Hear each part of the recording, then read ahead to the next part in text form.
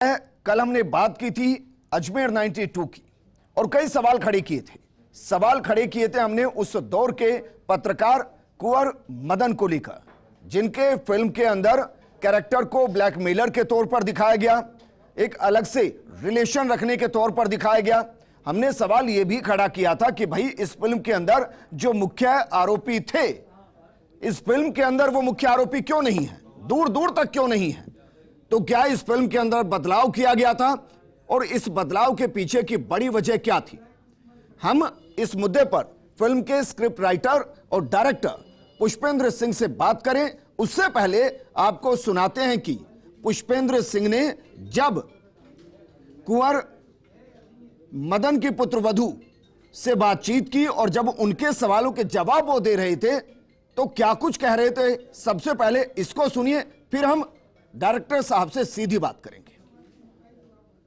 पहले हिंदू संगठन वाले आए, ठीक है, उन्होंने स्क्रिप्ट पढ़ा तो उन्होंने बोला जैसा आपने लिखा है वैसे ही आप बनाओगे इसको, ठीक है। मैं लिखा इसलिए कि मुझे ऐसा बनाना है। उसके बाद फिर हमें फोन आया तो फिर इधर मुस्लिम कम्युनिटी के जो लोग थे, कम से कम 70-80 लोग बाइक पे आए थे, पता आपको, डेविड कॉलेज के बाहर तोड़फोड़ करने के लिए। फिर एसडीएम ने हमें बुलाया, वहाँ बोले, उन्होंने बोला आपने तो अजमेर कांड फिल्म बना रहे हो, आपको पता है क्या बड़ा प्रॉब्लम हो जाएगा, क्या हो जाएगा। सर तो आप कितना टाइम पहले की बात है, आप शूटिंग पे 2021 मैम। अच्छा 2021 में आए थे आप शूटिंग का? हाँ 2021 में, ये अप्रैल मई जून की बात है। फिर उसका चंदेरी में जाके हमने शूट किया, एमपी में पूरी फिल्म कंप्लीट की हमने। हमको ऐसा कि चलो ठीक है, हम अच्छा मैसेज सारी चीजें हम दे रहे हैं, लोगों तक पहुंचा रहे सारी चीजें हैं। उसके बाद फिर एक हो सकता है गलती मुझसे भी हुई कि हमने पोस्टर पहले लॉन्च कर दिया, हमें पोस्टर लॉन्च नहीं करना चाहिए था, नहीं करना ठीक है। तो क्योंकि पोस्टर लॉन्च करने के बाद ये जितने आपके चिश्ती और जितने ये थे, ये सब लोगों ने हाई कोर्ट में केस दायर किया। सेंटर बोर्ड को इन्होंने नोटिस भेजा, मतलब लीगल नोटिस सेंटर बोर्ड को गया, राजस्थान अपना हाई कोर्ट से भी गया, आपका गुजरात हाई कोर्ट से गया, वेस्ट बंगाल हाई कोर्ट से गया। तो उन्होंने दिखाया भी हमें कि आपको जो हम चेंज करने के लिए बोल रहे हैं उसकी वजह ये है, ठीक है। तो सर उन्होंने तो अपना तो सर जो था ना उनका गंदापन, उन्होंने तो वो सारा तो अपना हटा लिया और हटा दिया ना, क्योंकि सर चिश्तियों से तो देखिए सर कहते हैं ना कौन लड़े, शायद हमारी भी नहीं और आपकी भी इतनी नहीं है कि ऐसा नहीं है, लड़ने को तो हम लड़ सकते हैं, इस चीज ऐसी बात नहीं है। तो वो ठीक है, ये चीज होगी तो हम, हमारे लिए प्रॉब्लम यही हो गई ना मैम कि हम एक्चुअल जो सोसाइटी को दिखा नहीं पाए। उसका रीजन यही था कि सेंसर बोर्ड ने सब कुछ चेंज कराया, काटा हमारा। तो सर फिर सेंसर बोर्ड को मतलब ये नहीं लगा कि मतलब सेंसर बोर्ड मतलब अजीब है कि गलत को आपने छुपा दिया और जो सही था ना आपने उसको गलत बना दिया क्या? मैम हमने जब आर्गुमेंट करने की बात, मतलब ये था कि हम आर्गुमेंट हम इस बात पे भी कर रहे थे कि सर एक बात बताओ, आपने ये चीजें पास की हैं, ठीक है, तो आपको इसमें प्रॉब्लम क्यों आ रही है? तो मैंने ये भी बोला, इवन उन्होंने ये भी कहा था कि सरकार वर्ड भी हटा दो, ठीक है, तो दिल्ली हटा दो। तो मैं बोला सर एक बात बताओ, फिल्म इंडिया में बना रहा हूँ, कहानी इंडिया की है, तो मैं क्या डालूंगा कि लंदन में मेरी सरकार है या स्विट्जरलैंड में मेरी की सरकार है? भाई ये थोड़ी बोलूंगा मैं खुद डिसअपॉइंट हूँ, पता आपको, मतलब मैं खुद वो हूँ कि मतलब अब मैं लोगों को एक लोगों को जाके क्या समझाऊं? नहीं वो आप नहीं सर, हम भी तो अब यही तो बोलना चाह रही हूँ ना आपको कि सर जैसे आप अभी तो अभी हम लोग भी परेशान है कि हम कितने लोगों को समझाएं या हम अपनी बात कहाँ तक रखें। तो सर बताओ, सेंसर बोर्ड ने बहुत चीज चेंज कराई है, आपको पता है फिल्म जैसा मैं दिखाना चाहता था, ठीक है, उस पॉइंट ऑफ व्यू से मतलब मेरी फिल्म का सेंसर नहीं हो रहा था, मैं बहुत परेशान था। और उसके बाद बहुत सी चीजें उन्होंने चेंज कराई, बहुत सी चीजें कट करवाई, साथ साथ में आगे अपना करियर भी तो देखना है सर। वो आपको हमारी तो मजबूरी पड़ जाती है ना मैम। सर देखिए मैं आपको बिल्कुल नहीं, मैं आपकी बात से बिल्कुल सहमत हूँ सर, मुझे आपसे कोई वो नहीं है कोई, लेकिन सर देखिए जहाँ भी नाम उठ रहा है तो शिकायत हमें इस बात की है। आज मैम सबका शिकायत फिल्म से यही है, पता आपको सर? बिल्कुल बहुत ज्यादा है, मेरे परिवार वाला मतलब मेरे परिवार वाले इसमें सच्चाई हमें दिखानी चाहिए थी ना, तो सर वो चीज आपने नहीं दिखाई। करेक्ट, वो चीज हमें काटनी पड़ गई, पता आपको। तो मतलब ये हुआ कि मैं दिखा के भी करके भी कुछ नहीं कर पाया सर, कुछ नहीं कर पाया। हमें बहुत उम्मीद थी सर कि ये मूवी आएगी। मैम जब मैंने फिल्म बनाई थी, आप यकीन नहीं मानोगे, मैंने एक चीज एक्चुअल इवन दरगाह का सीन मेरे से हटवाया गया, पता आपको। ये दरगाह के लोग थे, दरगाह के खादिम थे, ये चीज हटवाई गई फिल्म के अंदर से। वो छोड़ो, अजान तक का सीन, अजान तक का वो करवा दिया इन्होंने, मतलब ओपनिंग अजान जहाँ पे लड़की का रेप हो रहा है, इस तरफ अजान चल रहा है, ठीक है, इस तरह से शॉट था मेरा, वो उसने इसको हटवा दिया है सेंसर ने। मैं बहुत तकलीफ में आया हूँ, पता आपको। तो सर इसका मतलब सर सेंसर बोर्ड तो मतलब फिर तो ये है कि सेंसर बोर्ड बिका हुआ है, सेंसर बोर्ड वाले लोग बिके हुए हैं कि उन्होंने इतनी घटिया हरकत करी है। मैं बोल रहा हूँ आपको कि यही चीज है, हमारा सेंसर नहीं कर रहे थे वो, ठीक है। इवन आपने खुद फिल्म देखी होगी, अगर आपने देखी होगी शायद, तो आप देखो कि लड़कियों के जो रेप के सीन्स भी हैं, तो हमने ऐसे सीन्स नहीं रखे जहाँ पे तो वो फैमिली नहीं देख सकते, हमने शूटिंग भी नहीं करने दिया गया था, ठीक है। और डीएवी कॉलेज में हम शूट कर रहे थे, वहां पे लोग आ गए तोड़फोड़ करने के लिए, फिर हम वहां से कैसे हमें निकाला यूनिट, हमको ये बोला गया कि यहाँ तो भंसाली कुमार पड़ी है, ठीक है। पुष्पेंद्र जी आप कौन सी चीज हो, आपको तो छोड़ेंगे भी नहीं है, और आप यहाँ नहीं राजस्थान में कहीं भी शूट नहीं कर सकते। ये वहाँ पे जो उस टाइम पे एसडीएम थे, उनका ये स्टेटमेंट था, पता आपको। ये एसडीएम ने बोली थी आपको बात? हाँ, ये बात एसडीएम ने सर क्या नाम था एसडीएम का? सर मैम एसडीएम का नाम पता करके बताता हूँ, बिकॉज मेरे प्रोडक्शन वाले उन्होंने परमिशन ली थी। हाँ। मैं उनके पास गया था, मुझे उनका नाम याद नहीं आ रहा। अच्छा, उन्होंने कहा था आप दिखाओ, मैं मना नहीं करता, हाँ। ठीक है। बट वो सुन यहाँ पे भंसाली कुमार पड़ी, आप कौन सी चीज हो। तो सुना आपने किस तरीके से डायरेक्टर साहब पुष्पेंद्र सिंह ये कह रहे हैं कि यहां तो राजस्थान के अंदर भंसाली को मार पड़ी, आप इस फिल्म को सही तरीके से बनाओगे, सही तथ्यों को सामने लाएंगे तो आपको भी मार पड़ेगी। और यह भी सच है कि यह फिल्म राजस्थान में शूट नहीं हुई। लेकिन क्या वाकई में जिस तरीके से कहा गया कि सेंसर बोर्ड ने इतनी कैचियां चलाई इस फिल्म के अंदर कि फिल्म अपना मूल खो गई। इन सबके बीच में सवाल यह है कि क्या जिस कैरेक्टर की हम बात कर रहे हैं उस कैरेक्टर को सेंसर बोर्ड के कहने के बाद बदला गया है। हमारे साथ स्क्रिप्ट राइटर, फिल्म के डायरेक्टर पुष्पेंद्र सिंह जी जुड़ गए हैं। पुष्पेंद्र सिंह जी, सबसे पहले तो बतौर राजस्थान से मैं आपको इस बात के लिए बधाई देता हूं कि आपने अजमेर 92 जैसी फिल्म बनाने की हिम्मत की। लेकिन मुझे अफसोस के साथ यह कहना पड़ रहा है सर कि जो दिखाना था वो दिखा नहीं पाए और अर्थ का अनर्थ कर दिया। क्या आप इस बात को मानते हैं? मैं इस बात को मानता हूं कि जिस हद तक जो सच्चाई दिखानी चाहिए वो हम नहीं दिखा पाए। हमको फिक्शनल चीजें करनी पड़ी क्योंकि हमारी भी मजबूरी थी सर। और मजबूरी क्या थी सर? फिक्शनल करनी पड़ी। पैसा कमाना? नहीं सर, पैसा कमाना होता तो सर, अगर आपको पता है sir, Kerala story, Kashmir file ने बहुत पैसे कमाए सर ऐसे वो करके, और पैसे ही कमाना होता सर तो फिर हम एक्चुअल जो चीजें थी वैसे हम उसके लिए क्या बोलते हैं, हमें अगर हमको वैसा सपोर्ट मिलता सर। तो आपने इस फिल्म को लेकर रिसर्च तो की होगी, मानकर चल रहा हूं क्या कमा रही है, रिजल्ट तो सबके सामने है सर जी। फिल्म को लेकर रिसर्च की थी सर? पर्पज से ही बनाए थे सर जी, पैसा कमाने के पर्पज से ही बनाए थे। तो अगर ऐसा होता तो आज हम भी पैसा कमा रहे होते सर जी। बट हमारी चीजें बहुत हद तक हमको बदलनी पड़ी, बहुत हद तक चीजें। तो ये बताइए सर, ये सत्य घटना पर आधारित एक फिल्म है या सत्य घटना का सहारा लेकर एक फिल्म बनाई गई है जिसमें बहुत तोड़ मरोड़ कर दी गई? हाँ सर, ये सर अब तो सत्य घटना भी नहीं बोल सकते सर इसको। ये तो ना इंस्पायर बोल सकते हैं ना सत्य घटना बोल सकते हैं जी, क्योंकि सारी चीजें हमारी फिक्शन हो गई हैं, तो फिक्शन ही बोलेंगे सर इसको। और ऐसा क्या मजबूरी आई कि आपने एक एक करके सारे शॉट्स उड़ा दिए? क्योंकि सर हमारे ऊपर सेंसर बोर्ड बैठा होता है सर जी, उनकी तरफ से कट्स आते हैं, भाई ये चेंज करो, वो चेंज करो। कितने कट लगे हैं सर इस फिल्म में? कुछ 49-50 कट्स लगे सर। और मुख्य कट आप बताना चाहेंगे क्या क्या आपने फिल्माया था जिसको हटा दिया गया है?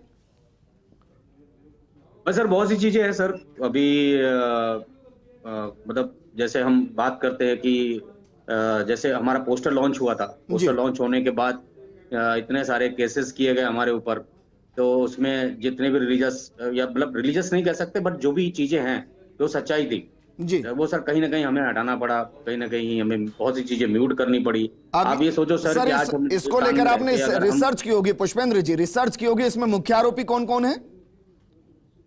सर मुख्य आरोपी तो न्यूज में सबको पता है सर कौन कौन है, सब जानते हैं सर, उसके बारे में पूरी दुनिया जानती है सर। फिर क्यों नहीं दिखाया गया?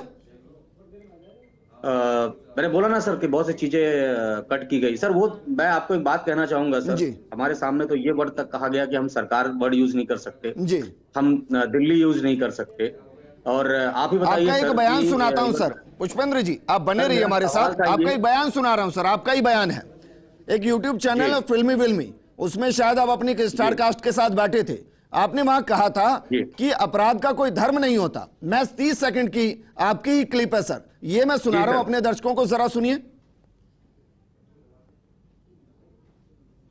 और वहां पे और वो अगर हम ये फिल्म बना रहे हैं तो कहीं ना कहीं ये बात उठेगी, और ये सबको पता है कि वहां से जुड़े जो लोग थे उन्होंने ही ये क्राइम किया, बट वो क्रिमिनल है, ना कि उसका दरगाह से कोई रिलेशन है। बिल्कुल। दरगाह से रिलेट करना किसी क्रिमिनल को, चाहे वो कोई भी ऐसा, तो वो गलत बात है। उसको हमें उस एंगल से नहीं सोचना चाहिए। पुष्पेंद्र जी, आपने ही कहा। हाँ सर, तो भाई जब आप ये मानते हैं कि कोई भी क्रिमिनल किसी धर्म से जुड़ा नहीं है, तो उन क्रिमिनल को आपने दिखाया क्यों नहीं? सर ये उस टाइम का स्टेटमेंट है सर, जब पोस्टर लॉन्च हुआ था उस टाइम जब हमसे सवाल पूछा गया था, जी। तो हमें ये था कि भाई सब कुछ हमारा ओके रहेगा, तो हमको तो सच्चाई ही लेकर चलना था सर। पर सारी चीजें, बहुत सी चीजें हमारी डेट पे डेट चेंज हुई है जी। ठीक है। हम सर इसीलिए मैंने पूछा आपसे, मैंने इसीलिए पूछा कि वो कौन कौन से क्लिप हैं, वो कौन कौन से कट हैं जो लगाए गए। आप ये कह रहे हैं आपने इनको शूट किया था और वो हटा दिया गया। हाँ सर, बहुत सी चीजें अजान तक हटा दी गई सर फिल्म के अंदर से। बाकी जो नाम भी हमको चेंज करने पड़े, बिकॉज ये था कि आपके पास राइट्स नहीं है किसी के, तो आप इस तरह से नाम नहीं ले सकते किसी जी। का। अच्छा ये बताइए, मोहन कैरेक्टर कहां से आया आपके इस पूरे फिल्म के अंदर? उसको लेकर तो कोई कैंची नहीं चली, उल्टा आपने जो स्क्रिप्ट लिख दी गई उसने उस पूरे परिवार के सीने पर कैंची चला दी है।